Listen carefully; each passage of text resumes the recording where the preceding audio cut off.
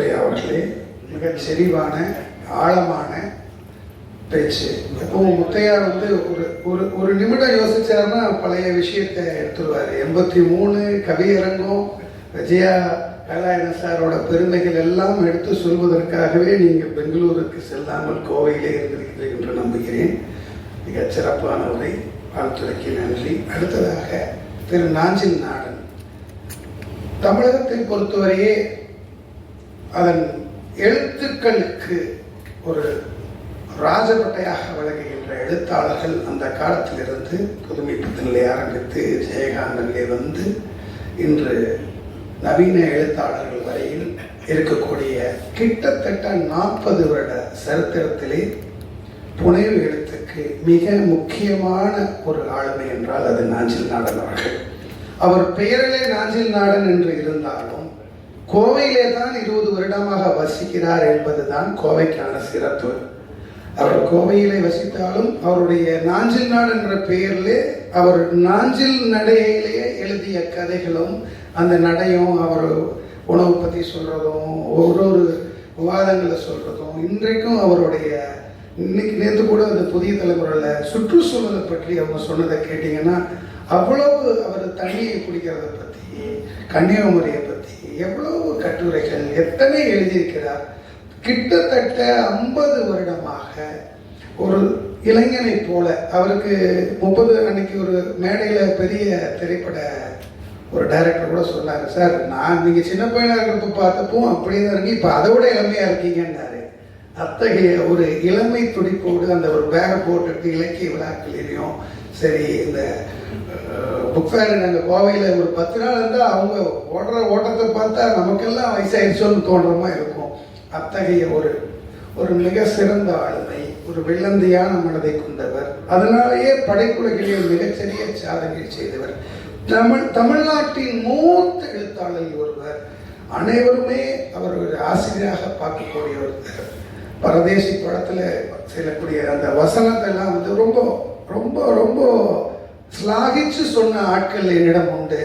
அதில் ஒரு இடத்துல சொல்லுவாங்க, எனக்கு உன் மேலே ஆசை வந்துருச்சு அப்படின்னு இருக்கும். அந்த காதல்ங்கிற வார்த்தை இல்லையாமா, அதுக்கு ஒரு ஆராய்ச்சி செஞ்சு எழுதினாங்க அப்படின்னு சொல்லி கேள்விப்பட்டிருக்கேன்.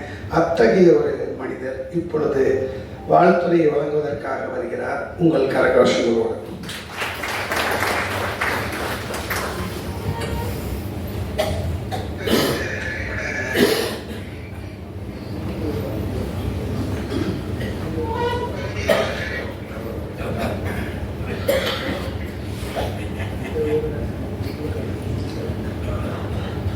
எல்லோருக்கும் வணக்கம். மாலை நேரத்தில் 35 ஆண்டுகளாக பார்த்து கொண்டிருக்கிற முகங்களை திரும்ப பார்ப்பது பெரிய மகிழ்ச்சியை தருவது. நான் கோவை வந்து 35 வருஷம் ஆச்சு. 67 ஆண்டுகள் நன்னறி கழகம் என்றால் நான் 35 வருஷமா நன்னறி கழகத்தில் வந்துருக்கேன். வாக்குரைஞர் எங்கள் அலுவலகத்துக்கு பின்பகுதியில் இருந்த தெருவில் அவருடைய வீட்டுக்கு வாங்கல ஒரு நல்ல ஹோம்மேடு காஃபி குடிக்கலாம்னு வீட்டுக்கு போய் காட்டியை கொடுத்துருக்கார். ஒரு 25 ஆண்டுகள் நன்னறி கழகத்தின் தலைவராக இருக்கிறார். அப்புறம் மாணிக்கண்ணன் வந்து சாலமன் பாப்பையா அவர்களுடைய மாணவர். அவர் வருஷத்துக்கு ஒரு முறை சாலமன் பாப்பையா நன்னறி கழகத்துக்கு வருவார். ஒரு பெரிய பட்டிமன்ற நிகழ்ச்சி அரங்கு நிகழ்ந்திருக்கு. 2000 பேர் உட்காந்துருப்பாங்க. நான் கொஞ்சம் லேட்டாக போனேன்.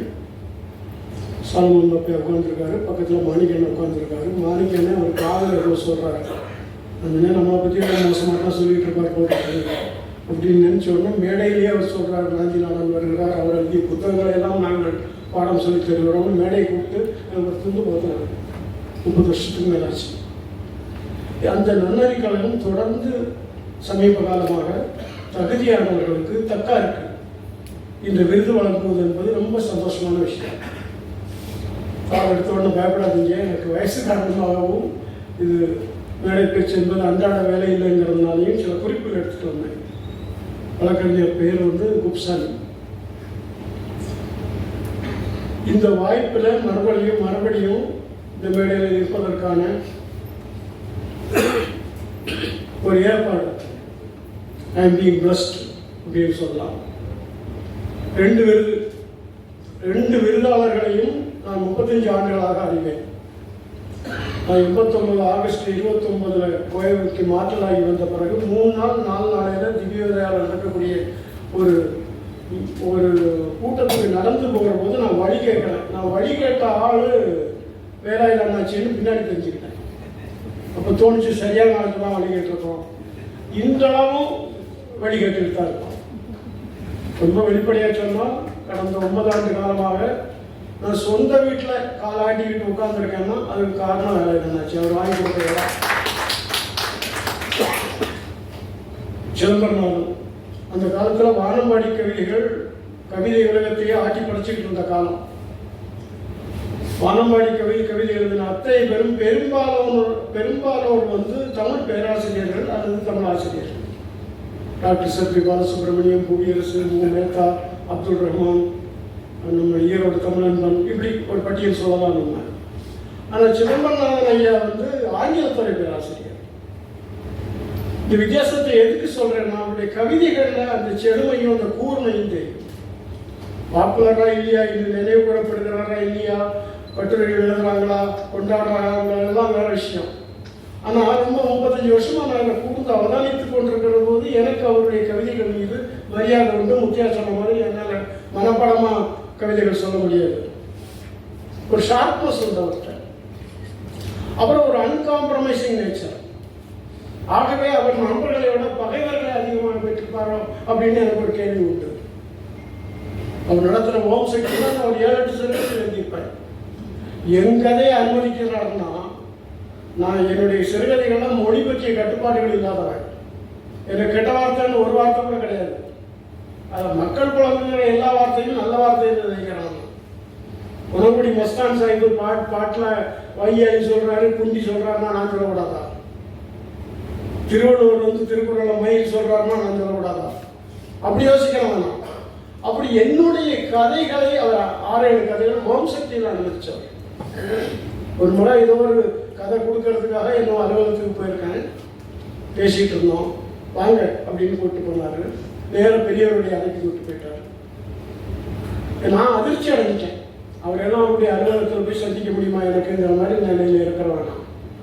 அப்படியான ஒரு தகுதி உடையவர். அவருடைய ஆங்கிலத்துறையினுடைய செழுமையான அறிவு அவருடைய கதைகளை தெரியும். ஆனா இவங்க வந்து ஒரு தீவிர கதியில அதை ஒரு முன்முனைப்போட மேற்கொண்டு எடுத்துட்டு போகலையேங்கிற மனக்குறையும் எனக்கு உண்டு. அது சொல்வதில் எனக்கு ஒன்றும் ஒரு வருத்தமும் இல்லை. தமிழை திறமையாக கையால் தெரிந்தவர். இப்ப அறிமுக உரையில் சொன்னாங்க, தொல்காப்பியருடைய காலம் கிபி 400 அப்படின்னு சொன்னாங்க, கிமு 500 அப்படின்னாங்க. பெரியவருடைய தலைமையில் அமைந்த குழு, அதில் என்ன விஷயம் பாருங்க, கிமு 7000 அப்படின்னா அதற்கான தரவுகள் தருகிறாங்க. அந்த குழுவில் இடம்பெற்றவர்கள் எல்லாம் சாமானியமான ஆட்கள் இல்லை, சாமானியமான மேதைகள் இல்லை. அப்புறம் எனக்கு ஒரு இடத்துல தோணுச்சு, கிறிஸ்து பிறப்பதற்கு முன்னாடி 7000 வருஷத்துக்கு முன்னாடி பிறந்து தொல்காப்பியம் தந்தவனை அடையாளப்படுத்துவதற்கு நாம் ரெஃபர் பண்றது கிறிஸ்துவுக்கு முன். யோசிச்சு பாருங்க. இதுல நான் வந்து எந்த விதமான காழ்போடும் வெறுப்போடும் பகையோடும் உடனோடும் பேசல. அவரு பிறகு 7000 வருஷத்துக்கு முன்னாடி பிறந்தாங்க. நான் வந்து யூஎஸ்ல 2012 58 நாள் இருந்தபோது, கலிபோர்னியாவில் ஒரு 19 நாள் தங்கியிருந்த போது ஓஸ்மிட்டி நேஷனல் பார்க்கு கூப்பிட்டு போனாங்க. ஒரு மரம் இருக்கு, கிராண்ட் செகோயான்னு பேரு. அந்த மரத்தினுடைய வயசு அது மெச்சூர் ஆகிறதுக்கு 300 வருஷம் ஆகலாம். இந்த மரத்தை காட்டணும். ஒரு மரம் இந்த காரோட பெருசா இருக்கு, நடுவில் ஒரு பெரிய ஓட்டை இருக்கு, அதுக்குள்ள கார் போயிட்டு வருது. எங்களை கூப்பிட்டு போன கைட் சொன்னாங்க, this tree his elder to Jesus Christ. அப்போ அது 2000 வருஷத்துக்கு மேலே நின்றுட்டு இருக்கு. ஆனால் தொல்காப்பியத்தை நம்ம எப்படி ரெஃபர் பண்ணணும்? அது ஒரு பக்கம் இருக்கட்டும். ஆனால் அந்த முடிவை எடுத்த அந்த ஆராய்ச்சிக்கு பின்புலமாக அவர்களுக்கு எல்லா விதமான ஆதரவும் கொடுத்து கொண்டிருந்தவர் நம்ம சிதம்பரநாதன் அவர்கள். இது மாதிரி பல விஷயங்கள் அமைதியாக இந்த மொழிக்குள்ள நடந்துட்டு இருக்கு. அவருக்கு வந்து தமிழ் நெறி செம்மல் என்று விருது கொடுக்கிற ஒரு பெரிய மனசு நன்னறி கழகத்திற்கு வந்தது பாராட்டப்பட வேண்டிய ஒரு விஷயம். அதுபோல நான் அண்ணாச்சின்னு ஒரு சொல்ல பயன்படுத்தணும்னா என்னுடைய நண்பர் வட்டத்திலையும் வீட்டில் எல்லாருக்கும் தெரியும், நான் வேலை அண்ணாச்சி தான் சொல்கிறேன் அப்படின்ற ஒரு பேரை நான் பயன்படுத்தவே மாட்டேன். அண்ணாச்சி கூப்பிட்டுருக்காரு, டவுனுக்கு போய் அண்ணாச்சியை பார்த்துட்டு வரேன், இதுதான் என்னுடைய உரையாடல். எழுத்தாளர்கள் வந்து அவ்வளவு மதிக்கிறவர். நான் கோயம்புத்தூருக்கு வந்தபோது 1989 6 புத்தகங்கள் எழுதி முடிச்சுட்டு ஒரு ரிட்டையர்ட் ஸ்டேட் ஆஃப் மைண்டில் தான் நான் கோயம்புத்தூருக்கு வந்தேன். இன்னைக்கு என் கணக்கில் 60 புத்தகங்கள் இருக்கு. என்னை இந்த எழுதுன்னு தூண்ட சொல்லி நான் முதல்ல எழுதுனது சதுரங்க குதிரை, அப்புறம் பேய் கொட்டு, அப்புறம் ஆந்து, எட்டுத்திக்கும் மதையானை எல்லாம் அண்ணாச்சி தான் போட்டாங்க. அப்புறம் அவர் சொல்லக்கூடாதுன்னு என்னை தடை செய்து வைத்திருக்கிற ஒரு விவரத்தை நான் உங்கள்கிட்ட சொல்ல போறேன். 2001 பண்பொழி பக்கத்தில் ஒரு முருகன் கோயில் 650 ஸ்டெப்ஸ் ஏறணும். நான் அலுவலக வேலையா பலமுறை வெளியூர்களுக்கு போறேன். இந்தியாவுக்குள்ள மில்லு இருக்கிற எல்லா இடத்துலையும் என் கால் பண்ணிட்டேன். எங்க மில்லு இருந்தாலும் நான் இருந்திருப்பேன் என்னுடைய கடந்த வாழ்க்கையில. அப்போ படி ஏறுற போது ஒரு 35-40 படி ஏறினோடனே எனக்கு நிற்கலாம் போல தோணும். இப்படி ஏறி முடிச்சிட்டேன். கீழே வந்ததுக்கு அப்புறம் நீலிபாலத்தில் நான் குடியிருக்கிறேன். பஸ் ஸ்டாப்புக்கு வசந்தாமல் ஸ்டாப்புக்கு வரது கூட 3 முறை நிற்கிறேன். அப்போ எங்கள் ஆஃபீஸுக்கு பக்கத்தில் டாக்டர் நடராஜன் கார்டியாலஜிஸ்ட்டு குப்சாமி ஹாஸ்பிட்டலில் வேலை பார்க்குறவர். அவர்கிட்ட போய் பார்த்ததுக்கப்புறம் அவருக்கு பெரிய ஒரு பிளாக் இருக்குது, ஆஞ்சியோபிளாஸ்டி பண்ணி ஆகணும். உடனே அண்ணாச்சியுடைய மூத்த மகன் இஎன்டி சர்ஜன், தமிழ்நாட்டில் அறியப்படுகிற ஒரு இஎன்டி சர்ஜன் அவர் வந்து இங்கே ராமகிருஷ்ணன் வாங்கன்னு கூப்பிடுறாரு. ராமகிருஷ்ணன் போய் செக்கெல்லாம் பண்ணி முடிச்சதுக்கப்புறம் 95% பிளாக் இருக்குது, 1 லட்சம் ரூபா 1.5 லட்சம் ரூபா செலவாகும், பணத்தை கட்டியிருக்காங்கிறாங்க. என் பாக்கெட்டில் வெறும் 1400 ரூபா இருக்குது. கொண்டாடி காலத்தில் நகை கிடக்குது, கேஷ் கண்ணு போகிறது. இதை கேள்விப்பட்ட உடனே அண்ணாச்சியும் கவித்தந்தல் காசுமணியன்னு ஒருத்தர் இருந்தார். இப்போ இல்லை, அவர் 2 பேருமா கவுண்டரில் வந்து 1 லட்சம் ரூபாய் கேஷ் கட்டிட்டு போனாங்க. நான் உயிரோட திரும்ப வருவேன், நான் வரமாட்டேன், நான் உயிரோட வரலன்னு அந்த பணம் வருமா, எந்த ஐயப்பாட்டுக்கும் இடம் இல்லை. அதுபோல கீரனூர் ஜாகிராஜாவுடைய மகள் +2 முடிச்சுட்டு படிப்பு கொஞ்சம் சிக்கலாக இருந்த போது நான் அண்ணாச்சி சொல்கிறேன், அண்ணாச்சி கொஞ்சம் கஷ்டப்படுறாங்க, ஏதாவது பண்ணுவோம், அவருக்கு ஒரு விழா நடத்திடுவோம்னு சொல்லி 1,13,000 ரூபாய் வசூல் பண்ணி இந்த கல்வி செலவுக்காக அந்த பணத்தை நன்கொடையாக கொடுத்தோம். அதே போல கண்மணி வலசையனுடைய வீடு 2011 கொஞ்சம் தீப்பற்றி எரிஞ்சு கொஞ்சம் டேமேஜ் ஆனது. இப்போ அதுக்கு அவருக்கு இதை மாதிரி ஒரு விழா நடத்தி நிதி திரட்டி அவருக்கு 1,28,000 ரூபாய் கண்மணி வலசையனுக்கு கொடுத்தாங்க அண்ணாச்சி. ஒன்று நீங்கள் ஞாபகத்தில் வச்சுக்கணும், யாரும் தன்னுடைய புத்தகத்தை விஜயா பதிப்பகத்தின் மூலம் வெளியிட்டவர்கள் அல்ல. ஏன் அவங்களுக்கு செய்யணும்? அப்போ அதுக்குன்னு ஒரு மனசு வேணும். இது புத்தக வியாபாரம் மாத்திரம் சம்பந்தப்பட்ட விஷயம் இல்லை. வணிகம் என்பது ஒரு தொழில், அதுக்கு முன்ன பின்னே இருக்கும், ஏறக்குறைய இருக்கும். அதெல்லாம் ஒரு பெரிய விஷயமா நம்ம எடுத்துட்டு போக வேண்டியது. ஆனால் அவருடைய விழாக்கள் தான் நான் பல மேதைகளோட உடனே இருந்திருக்கேன். இருசுப்பிள்ளை ஐயாவோட, மாரப்ப குருசாமி ஐயாவோட, சுஜாதாவோட சொல்லிக்கிட்டே போவேன். நம்ம சபாநாயகராக இருந்த காளிமுத்து ரொம்ப சகஜமாக வருவார். என்கிட்ட சொன்ன, நான் கம்பன் வாசிச்சுட்டு இருக்கேன், என்கிட்ட வந்து வைமு கோபாலகிருஷ்ணமாச்சாரியார் உரை இல்லை, அப்போ உமாபதி பகுந்த உரை எடிட்டு போடலை. உடனே காளிமுத்து சொல்றாரு, என்கிட்ட ஒரு செட் இருக்கு, நான் உங்களுக்கு அனுப்புறேன் அப்படின்னு. இப்படி ஒரு விதமான சங்கோச்சமும் இல்லாமல் அவருடைய ரூமுக்கு வர மொழியை நம்ம பழக முடியும், பேச முடியும். ஆக இந்த விருது என்பது ஒரு பெரிய மரியாதை, பெரிய அங்கீகாரம், பெரிய கௌரவம். நான் என்னுடைய பணியை கண்டுகொண்டேன் என்பதற்கான அடையாளம். எழுத்தாளர்கள், புலவர்கள், கலைஞர்களுக்கு இந்த ஆதங்கம் எப்பவுமே உண்டு. அவனுக்கு வந்து வேற தொழில் தெரியாது. சிற்பி வந்து வாழ்நாள் போற சிற்பி தான், ஓவியன் தான், இசைக்கலைஞன் தான். அவன் இன்னொரு கடையில வேலைக்கு நின்றுட்டு வந்து எழுதிட்டு இருக்க முடியாது. விக்ரமாதித்தன் ஒரு கவிதை சொன்னாங்க, ஒழிந்த வேளையில் இலக்கியம் செய்கிறார், உருப்படுமா தமிழ் இலக்கியம். இது நாங்கள் வந்து புதுமைப்பித்தன் இருந்து பாடம் கற்றுக்கிட்டோம். உழைப்புக்கு ஒரு தொழில் வேணும், நான் ஒரு சேல்ஸ் ரெப்ரஸன்டேட்டிவா வாழ்ந்து ஆகணும், எனக்கு சம்பளம் வேணும், என் பொண்டாட்டி பிள்ளைகளை காப்பாற்றணும், ஆனா எழுதவும் வேணும். இதுல அந்த காலத்து புலவர்களை யோசிச்சு பாருங்க. பரிசில் வாழ்க்கை அப்படிம்பாங்க. இன்னும் அப்படி சில எழுத்தாளர்கள் வாழ்ந்துட்டு இருக்கிறாங்க. கோணங்கி இருக்காரு, யூமாவாசி இருக்காரு, விக்ரமாதித்தன் வாழ்ந்தாரு, வாழ்ந்துட்டு இருக்காரு, கோபிகிருஷ்ணா இருந்தாரு, பிரான்சிஸ் கிருமா இறந்து போயிட்டாரு. இதை அங்கீகரிப்பது, புலவர்களை அங்கீகரிப்பது, அறிஞர்களை அங்கீகரிப்பது, கலைஞர்களை அங்கீகரிப்பது ரொம்ப பெரிய காரியம். இந்த மனசு நன்னறிக்கலத்துக்கு வந்ததுல எனக்கு பெரிய மகிழ்ச்சி உண்டு. புலவர்களுக்கு என்ன பரிசு கொடுத்துருப்பான்னு நினைச்சிட்டு இருக்கீங்க? 2000 வருஷத்துக்கு முன்னாடி பல்லக்கு, யானை, குதிரை வச்சுட்டா என்ன செய்வான்? எங்கிட்ட கேட்டா நான் வாசிச்ச வரையில எனக்கு புலப்படுவது ஒரு 10 படி சோளம் கொடுத்துருப்பான், 10 படி ராகியோ கம்போ கொடுத்துருப்பான், ஒரு 10 தேங்காய் எடுத்துட்டு போனான்னு சொல்லியிருப்பான், 4 படி 4 எண்ணெய் கொண்டு போன்னு சொல்லியிருப்பான். அப்படிதான் சொல்லியிருக்க முடியும். இதுக்காக 60 கிலோமீட்டர், 80 கிலோமீட்டர், 100 கிலோமீட்டர் நடந்து போய் அந்த மன்னனை பார்த்து, குறுநிலை மன்னனை பார்த்து, அதுக்கு தன்னுடைய கஷ்ட நஷ்டங்களை எல்லாம் சொல்லி எவ்வளவு கஷ்டப்பட்டு இறந்த வாழ்க்கை.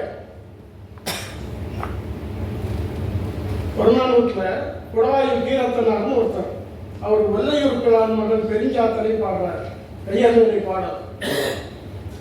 நடந்து 60-70 கிலோமீட்டர் நடந்து அந்த மன்னனை பார்த்து பாடி பரிசில் வாங்கிடலாங்கிற நோக்கத்தோட போயிட்டு இருக்கான். வெயிலுக்காக ஒரு மரத்தடி நிழல்ல அவனும் அவனுடைய மனைவியும் ஒதுங்கி இருக்கிறாங்க. எதிர வருது அவன் தான் கேட்கறான், எங்க போற? கொஞ்சம் இவனை பார்த்து பாடி பரிசில் வாங்கலான்னு போனேன். அவன் செத்து 3 நாள் ஆச்சு, உனக்கு தெரியாதா? யோசனை பண்ணி பாருங்க. 150 கிலோமீட்டர் நடந்து வந்திருக்கான். வழியில என்ன சாப்பிட்டானோ, குளிச்சானோ குளிக்கலையோ, அவனுக்கு என்னுடைய மொழியில சொன்னா மனசுக்குள்ள ஒரே வெப்பராளமா வருது அந்த புலவனுக்கு. அவன் சொல்றான், பக்கத்துல மேல ஏறிட்டு பாக்குறான், மரத்துல ஒரு முல்லை கொடி தவழ்ந்து பூத்து குலுங்கிட்டு இருக்குது. அந்த முல்லை கொடி மீது அவனுக்கு அவ்வளவு ஆவேசம். பாட்டு அப்படியே படிக்கிறான். இளையோர் சூடார், வளையோர் பொய்யார், நல் யாழ் மறுப்பின் மெல்ல வாங்கி பானம் சூடான், பாடினி அணியார், ஆண்மை நோன்ற ஆடவர் கடந்த வல்வேர் சாத்தனை வாய்ந்த பின்னை முல்லையும் பூத்தியே ஒல்லையூர் நாட்டே. எதுக்கு முல்லை நீ பூத்துக்கிட்டு இருக்க? ஒன்று இளையவர்கள் படிச்சு சூட மாட்டாங்க, வளையடிந்த கைகளை உடையவர்கள் அதை இடுங்கி தரையில் வைக்க மாட்டாங்க. பாணன் தன்னுடைய யாழை எடுத்து அதை வளைச்சு அதனுடைய மலரை ஒடிச்சு பாடினிக்கு கொடுக்க மாட்டான். இந்த நேரத்தில் போய் நீ எதுக்கு? ஏன்னா அவனுடைய ஏக்கம், அவனுடைய கஷ்டப்பாடு. சிறுபான்மைப்படையில் ஒரு நூல் 10 பாட்டு 8 தொகை நூல்கள்ல 10 பாட்டு நூல்கள் ஒண்ணு பெரிய மலைப்பெல்லாம் தேவையில்லை. 8 தொகைங்கிறது 2400 ஸ்டான்சஸ் அப்ராக்சிமேட்லி 10-50-60 குறைவா தான் இருக்கும். நம்ம சொல்றோம் இல்லையா, கொடுந்தொகை, நெற்றிடை, அகநானூறு, புறநானூறு எல்லாம் சேர்த்து 2400 பாடல்கள் தான். 10 பாட்டு என்பது அப்ராக்சிமேட்லி 2400 லைன்ஸ், வரிகள். அது சிறுபான்மைப்படை வெறும் 269 வரி. இடைக்கை நாட்டு நல்லூர் நத்தத்தனார் பாடினது, ஒய்மா நாட்டு நல்லிய கோடம். அதுல அந்த பாணன் சொல்றான், நான் இவனை அந்த மன்னனை போய் பார்த்துட்டோம்னா எனக்கு எப்படி சாப்பாடு போட்டு உபசரிப்பான் தெரியுமா? ஒரு கலைஞன், ஒரு படைப்பாளி, ஒரு புலவன், காம்பு சொலித்தன் அறுவை உடி. முதல் வரி. காம்புன்னா மூங்கில்னு பொருள், போல்னா மூங்கில். மூங்கில் மாத்திரம் தமிழ்ல பற்றி சொல்றது. எல்லாரும் ஒரே எழுதுறாங்க. மூங்கிலை உரித்து அதை உரித்ததை அறுவை அப்படின்னா ஆடை. எங்க ஊர்ல மடி அப்படின்னா மடிச்சு அறுக்கிறது. அறுவைன்னா நெய்து முடிச்சதுக்கு அப்புறம் அறுக்கிறது. அறுவை உடி. அந்த மாதிரி மூங்கிலை உரிச்சு அதை ஆடையாக அணிய தருவான். ஒரே இவரே எழுதுறாங்க. நான் படிச்சு பார்த்தேன். மூங்கிலை உரிச்சு யோசிச்சு பாருங்க. கல் மூங்கிலோ இல்லை ஓலை மூங்கிலோ உரிச்சு ஆடை மாதிரி உடுத்திக்கிட்டா தொடையெல்லாம் கழிச்சு ரத்தம் சொட்டும். எப்படி ஒரு புலவர் பாடியிருக்க முடியும்? நான் அடிப்படையில் விவசாய குடும்பத்தில் வளர்ந்தேன். நான் யோசிச்சு பார்க்குறேன். மூங்கில 2ஆக பிளந்தீங்கன்னா உள்ள ஒரு ஒயிட் பாலிதீன் ஷீட் மாதிரி மென்மையான ஒரு டிஷ்யூ மாதிரி இருக்கும். அதை சொல்றான் அவன். காம்பு சொலித்தன் அறுவை உடி, அதே மாதிரி ஆடையை அணிய தருவான். அடுத்த வரி முக்கியமான வரி. பாம்பு வெகுண்டன்ன தேரல் நல்கி. பாம்பின் சீற்றத்தை ஒத்த தேரலாம் மது, மதுவை பருகத் தருவான். இப்ப பேராசிரியர் லோகமாதேவி உட்கார்ந்துருக்காங்க பாரணிக ரோசர் எம்சிஎம் காலேஜில். அவங்களுடைய ஒரு புஸ்தகம் வந்திருக்கு, சாக்கை. சாக்கைங்கிறது சாக்கை தெரியும். தாவரங்களிலிருந்து செடி கொடிகளிலிருந்து தயாரிக்கப்படுகிற மதுகள் பற்றி 250-300 பக்கத்தில் ஒரு புத்தகம் விஸ்வரம் வெளியிட்டு இருக்கு. இன்னும் 2 புத்தகம் வர இருக்கு.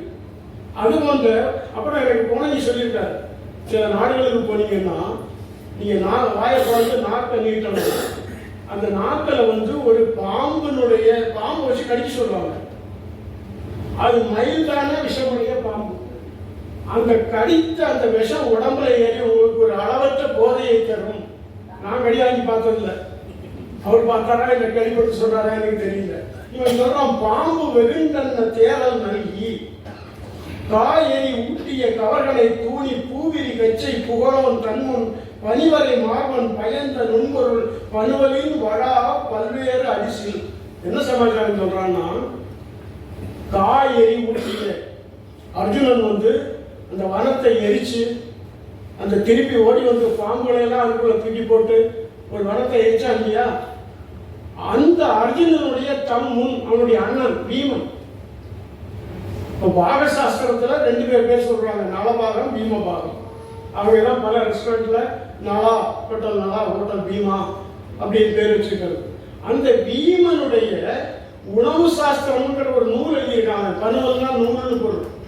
என்ன சொல்றாரு, காயெறி ஊட்டிய காண்டவனுமா, காயெறி ஊட்டிய கவர்களை தூணி பூவிரி கச்சை புகழோன் தன்முன் பனிவரை மார்பன் பீமன் பயந்த நுண்பொருள் பனுவலின் வழா நுட்பமான பொருளுடைய நூலை தின்று தவறாத உணவை சமைத்து உண்ணத் தருவான். என்ன மாதிரி விஷயங்கள் இந்த கண்டு பண்றதுல பாராட்டுறதுல எவ்வளவு விஷயங்கள் இருக்கு, பெருமிதமா இருக்கு. அதாவது நீங்க ரயில் பயணத்தின் போது எந்த கிளாஸ் வேணாலும் போங்க, யாராவது ஒரு ஒரு ஒரு சக பயணி, சார் நீங்க ஆமா படிச்சிருக்கேன் சார், உங்களுக்கு வந்து ஒரு நோபல் பிரைஸ் கிடைச்சா கூட அந்த சந்தோஷம் இருக்கு. சாதாரணமா மீன்கடையில் நிற்கிற போது ஒருத்தர் வந்து பார்த்து பேசிட்டு இருக்க, சார் நீங்க நாஞ்சல் தானே அப்படின்னு கேட்பாங்க. அது மாதிரி இது கண்டுகொள்வது, பணியை கண்டுகொள்வது, அறிந்து கொள்வது, பொருட்படுத்திக் கொள்வது, இந்த வேலையை செய்யறது வந்து ரொம்ப பெரிய விஷயம். இதற்காகத்தான் அவன் இதை எதிர்பார்த்து இல்லைன்னாலும் இதுக்காகத்தான் பாடுபட்டு இருக்கான். சத்தியமுத்த புலவர் சொல்றாரு, சத்தியமுத்த புலவர் பேர்ல மொத்தமே 2 பாட்டு தான் இருக்கு. அவர் மொத்தம் வாழ்நாள் 2 பாட்டு தான் எழுதிப்பாரு, 2 தான் கிடைச்சிருக்கு. நம்ம அவ்வளவு யோகியமா அதை பாதுகாத்து வச்சிருக்கோம். நாராய் நாராய் செங்கால் நாராய் பழம்படு பறையின் கிழங்கு இழந்த பவள கூர்வாய் செங்கால் நாராயன்னு ஒரு மடத்துல படிச்சு கிடக்கிறாரு. மன்னனை பார்க்க போனவர், பார்க்க அப்பாயின்மெண்ட் கிடைக்கல, படுத்து கிடக்கிறாரு. அப்ப நீ தென்துறை குமரி ஆடி இந்த வடக்கு திசை நோக்கி பறந்து போவாய். ஆனால் சத்தியமுத்தம்ங்கிற ஊர்ல மழையில நனைஞ்ச சோத்துக்கு பக்கத்துல பள்ளியினுடைய பாடு பார்த்து ஒருத்தி படுத்து கிடப்பா, அவர்கிட்ட போய் சொல்லு, இப்படி நான் வருவேன் மன்னனை பார்ப்பதற்காக, காலத்து கொண்டு மேலத்து தழுகி கையது கொண்டு அப்படின்னு பாட்டு போகும். பேழையில் உறங்கும் பாம்பன உயிர்க்கும் ஏழையாளனை கண்டன வேணுமே. அப்ப இந்த மனசுடைய நன்னறி கழகத்தை நான் வந்து எவ்வளவு பாராட்டினாலும் தமிழ் எனக்கு தோணும். கண்டுகொண்டு அங்கீகரிப்பது, பாராட்டுவது, போற்றுவது, இப்படி சொல்லிக்கிட்டே போகலாம். எனக்கு வழங்கப்பட்ட நேரம் தாண்டி 3 நிமிஷம் ஆச்சு. ஒவ்வை சொல்றா, அதியன் தகடூர் நெடுமான நெஞ்சி இறந்து போறான் வேல்பட்டு. ஒவ்வை அவருக்கு வந்து நல்ல தோழி. சிறிய கட்கரினே எமக்கியும் வந்தே, புறநூற்றில் இருக்கிற பாட்டு. கொஞ்சமா கல்லு கிடைச்சதுன்னா எனக்கு தருவான். பெரிய கட்பரினே யாம் பாட தான் மகிழ்ந்து உண்ணும் மண்ணே. அந்த மண்ணேங்கிற சொல் வந்து ஒரு ஒப்பாரியினுடைய தோல்ல வரக்கூடிய சொல். நிறைய கிடைச்சுன்னா எனக்கும் தருவான், அவனும் குடிப்பான், என்னை பாட சொல்லி கேட்பான். என்னுடைய தலை வந்து கண்ட எண்ணெயை தேய்ச்சி புலால் நாரும் தலை, அவனுடைய கை வந்து நரந்தம்பூ நாரம், நாரம்னா இடத்துல மணக்கும்னு பொருள், நரந்தம்பூ நாரும் கை. அந்த கையினால என்னுடைய தலையை கைவரல் செய்வான். கைவரல் செய்வான்னு ஒரே எழுதுனா தடவுதல் எழுதணும். தடவுதல்ங்கிறது இன்னைக்கு தமிழ்ல கெட்ட வார்த்தை. கைவரல் செய்வான். சங்க இலக்கியத்தில் அல்குல் தைவரல் அப்படின்னு ஒரு சொல்லாடல் இருக்கு. பொருளை நீங்க போய் பார்த்துக்குங்க. அப்புறம் கொஞ்சமா சோறு கிடைச்சா எல்லா பாத்திரங்களுக்கும் கொடுப்பான், நிறைய கிடைச்சாலும் கொடுப்பான். என்னை நோக்கி ஒரு வேலோ ஒரு அம்போ பாய்ந்து வருமானால் அதற்கு முன்னாடி அவன் போய் நிற்பான். இன்னைக்கு அவனுடைய மார்பில் பகைவனுடைய வேல் பாய்ந்து விட்டது. அந்த வேல் அவனுடைய மார்பில் பாயவில்லை. புலவர்களாகிய நாங்கள், பாணர்களாகிய நாங்கள் எங்களுடைய பிச்சை பாத்திரத்தில் நுழைஞ்சு அதை ஓட்டப்பட்டுருச்சு.